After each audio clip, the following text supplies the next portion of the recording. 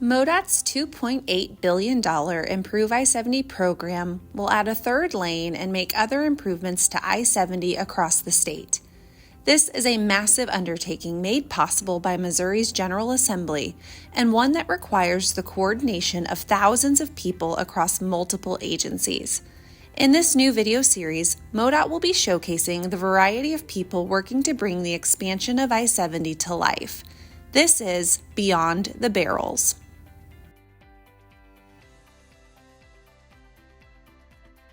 My name is Carrie Stephen. I work for the Missouri Department of Conservation, and I'm a natural history biologist. My name is Sam Lord. I'm an assistant research professor at the University of Missouri and the Center for Agroforestry, and I'm a soil ecologist by training. So Tucker Prairie is a 146-acre tract of tallgrass prairie. It's a remnant of what we call the Grand Prairie. So that was a much bigger prairie that covered large areas of 10 counties. There's also many different kinds of prairies. So Tucker is what we call a hardpan prairie in the till plains. In those till plains, North Missouri, Tucker is the largest hardpan prairie remnant. It's one of the only and definitely the largest hardpan prairie in the till plains. And so that means it's a really important reference site for what we think these prairies looked like historically. We don't have very many good examples of that. And B, because it's the largest and the only example, it's been this really incredible seed source for prairie restorations and reconstructions in the area. It's often not very well known that Missouri is an extremely diverse state, but when it comes to ecological diversity of forested systems that weren't impacted by agriculture nearly as much, at least as much as the fertile soils of the tallgrass prairie.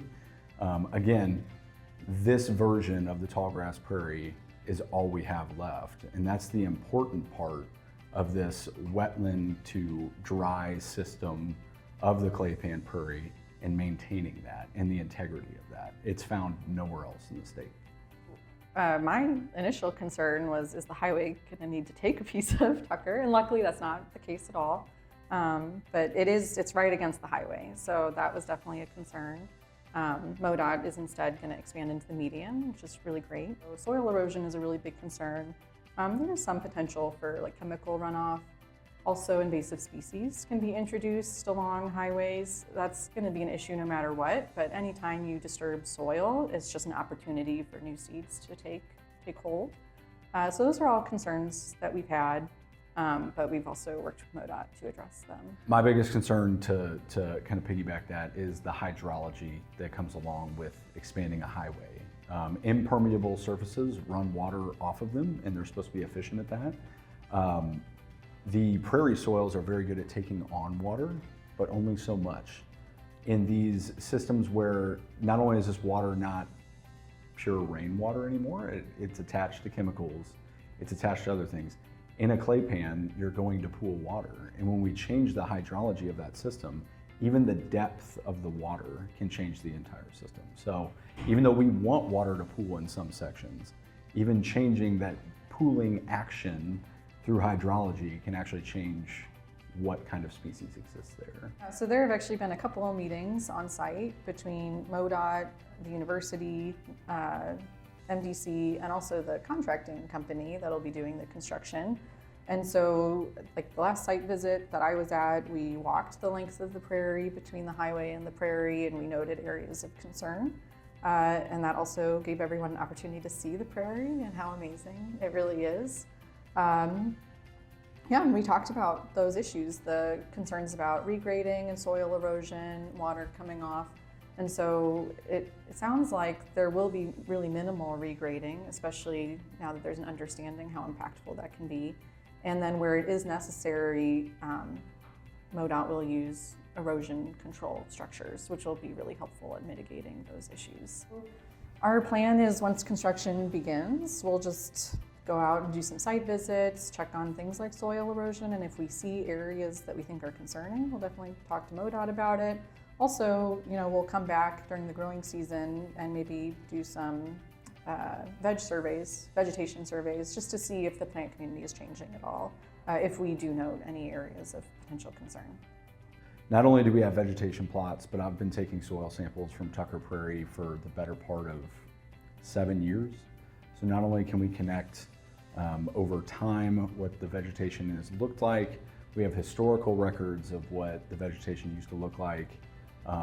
But through that research, and the importance of Tucker Prairie is also research, we can ascertain differences between what happened previous to the expansion and what happens afterwards. It's this 146 acre tract and the largest tract of hardpan prairie in the Till Plains, right? So if we lose that, that's it. Like, we can't build that again.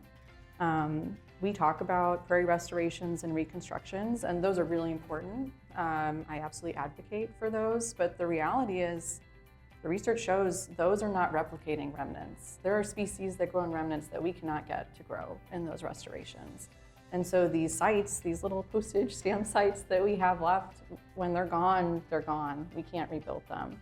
So protecting what we have left is really critical. It's probably not lost on anybody that humans manipulate landscapes. We do it for various reasons, whether it's a highway expansion, whether it's for agriculture, whether it's for building municipal infrastructure, whatever it may be. One thing that I would like to make clear is that humans have never replicated the ecosystem services held in our natural systems. Our native unplowed prairies are some of the best examples of nature working for us and with us, not against us, and not for any one particular reason, but just for the good of everyone. The ecological structures that are housed within our native remnant systems like Tucker Prairie, not only can we not replicate them, but they are a reservoir of ecological information that can lead to a more sustainable future for humans. Ones that, if our baseline is already manipulated land, we cannot learn from how nature formed these things. So Tucker acts as that natural reservoir of ecological information.